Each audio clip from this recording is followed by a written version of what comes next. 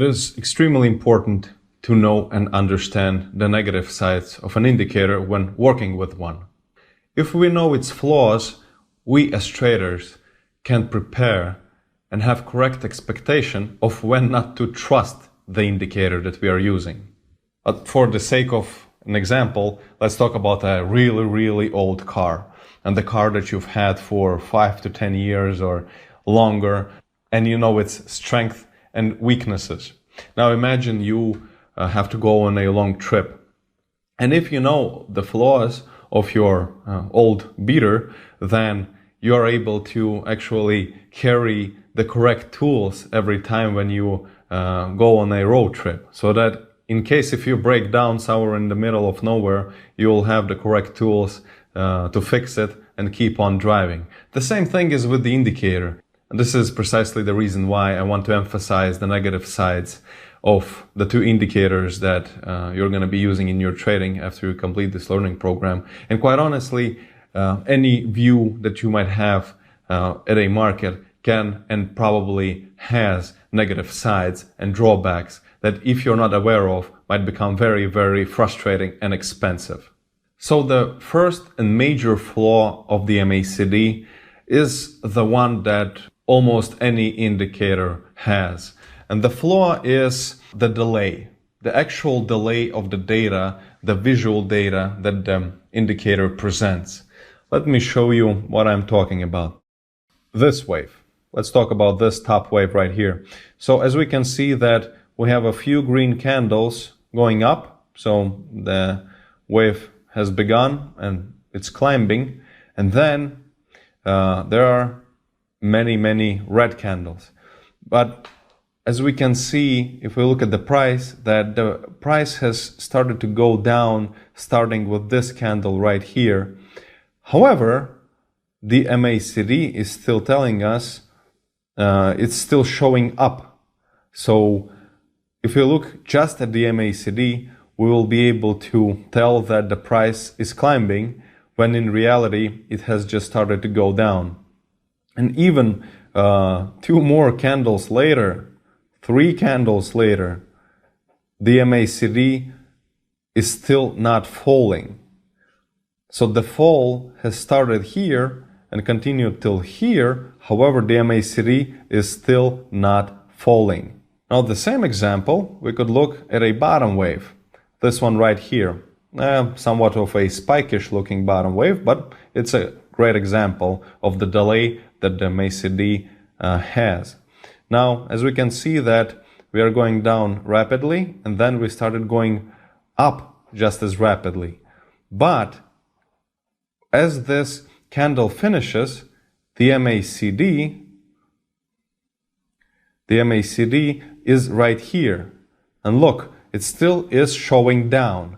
So if we look just at the MACD, we could say that, oh, well, yeah, the price is still going down. When in reality, we had quite a big candle going against us, going up. So the MACD is still delayed. And the next candle, and in this section, the MACD starts to turn.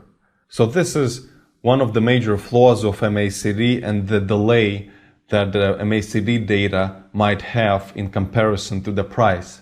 It is quite subjective, but a lot of times it's interesting to watch how the MACD is following the price and developing all those convergencies and divergencies. And a lot of times the MACD follows the price right on point. And sometimes it's delayed. So it's not always delayed, but you must be aware of this factor and that the MACD reading can potentially be slightly but delayed. Now, knowing this flaw, we must still be watching the price action, meaning what does the price do, and still keep in mind our rules that we have in terms of the concept of comparing the bottoms and tops of the waves, just to keep the MACD in check. So we don't give full power to the MACD, we still must be watching the price. And simply because the MACD can be delayed. Now, the second major flaw of MACD just like any other indicator, it can and does produce false signals. And for the time being, let's talk about false divergencies, because so far the divergencies are the things that we are looking for in the MACD when we are looking at the market, and the divergency is actually giving us a reason to think about the opposite direction and the trend direction change. Now let me show you a complicated yet true example from the market of a false divergency. Here, as you can see, we have a powerful trend up, and we do have quite a few waves in this move up. Let's talk about the top waves. Here's a top wave, this is a top wave, this is a broken but still a top wave. Now this is a top wave. They're all quite small and this one is quite broken, but this is the reality of the market, and I'm not trying to sugarcoat anything, so hang in there, and hopefully you'll not break your eyes, but this is the reality of a market on everyday basis. And the same goes for the MACD. We have quite a few top waves. Here's a top wave. Now, here's a top wave. Here is a top wave. And here is a top wave. Now, as we can see that until around this point, we've had a convergency. So we can see a top wave here, which correlates with this one. And then this top wave correlates with this one. And so, of course, this top wave is higher than the previous one, and so it is in the price. So we have a convergency and everything is great. But the next top wave in the price is this one, as you can see, and it is higher than the one before. However, in the MACD, this is the wave that correlates with this one, and it is lower than the one before. So here we do have a divergency, but it is a false one. And we can see that simply because the market keeps climbing after we've had our divergency. Here's the diverging wave, and we could say that around here the market should start going down, but it goes up. So we've had a false divergency.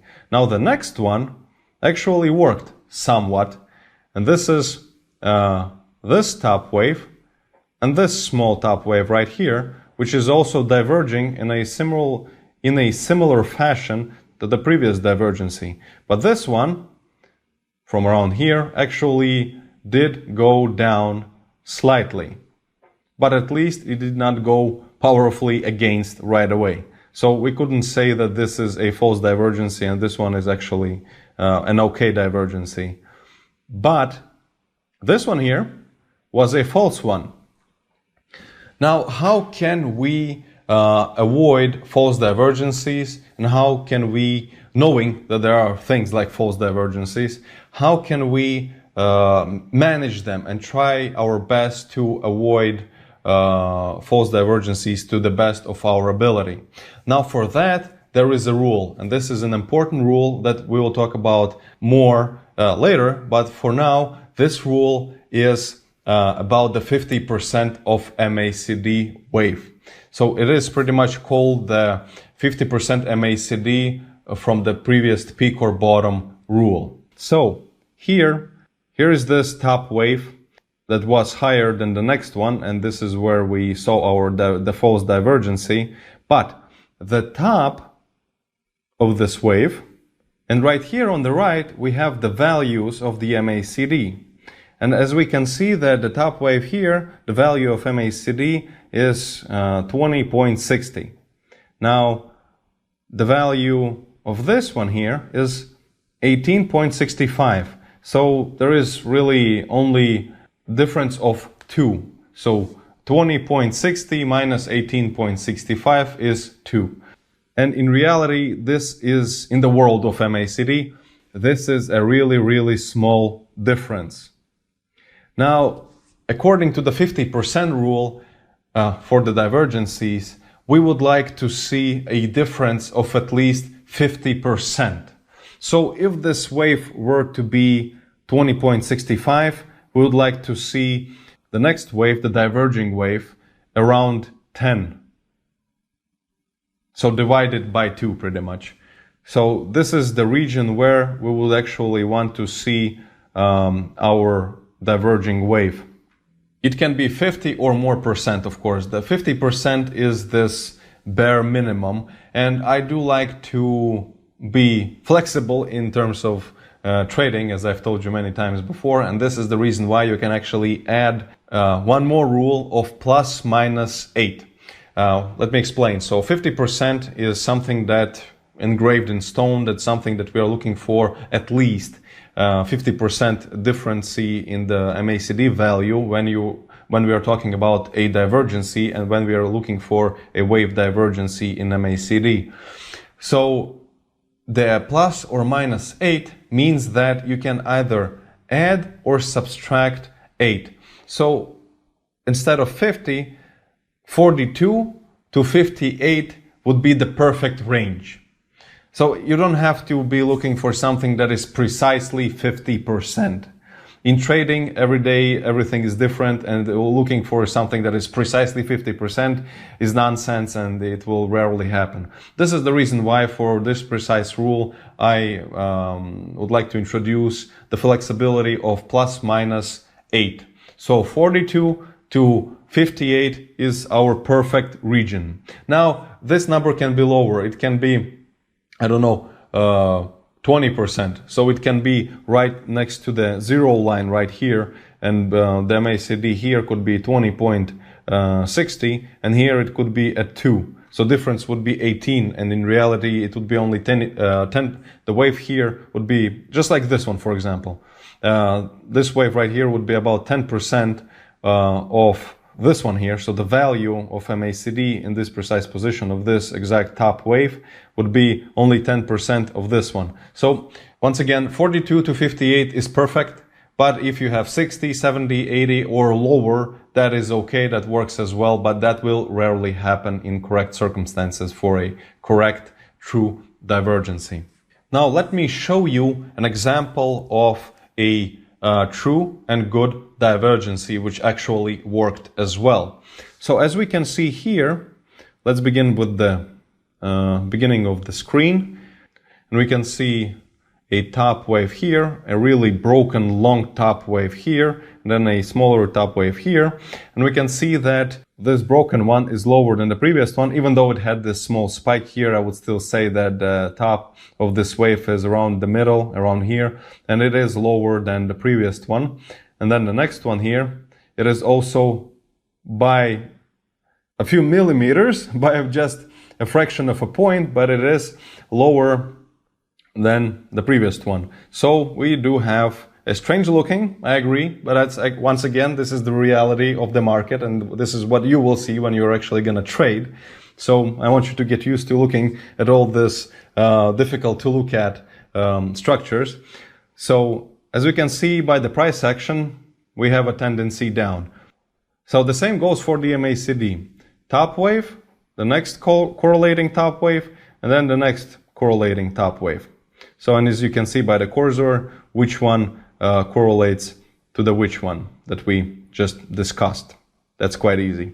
Now, so here we can see that this top wave is higher than the next one, and this top wave is higher than the next one. So we have what?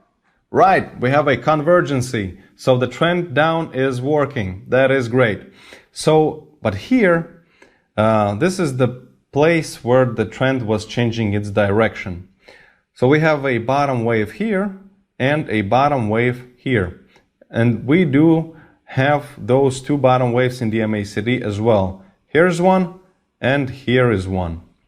So as we can see that this bottom wave, we could say that around here, it is pretty much on this, the next one is on the same level, so it's not lower, but it's around the same level. According to the price action, we still have a downtrend here, even though this bottom wave did not go lower, but it did not go higher. So this one here still looks like a falling trend, But in the MACD, we do have a powerful divergency.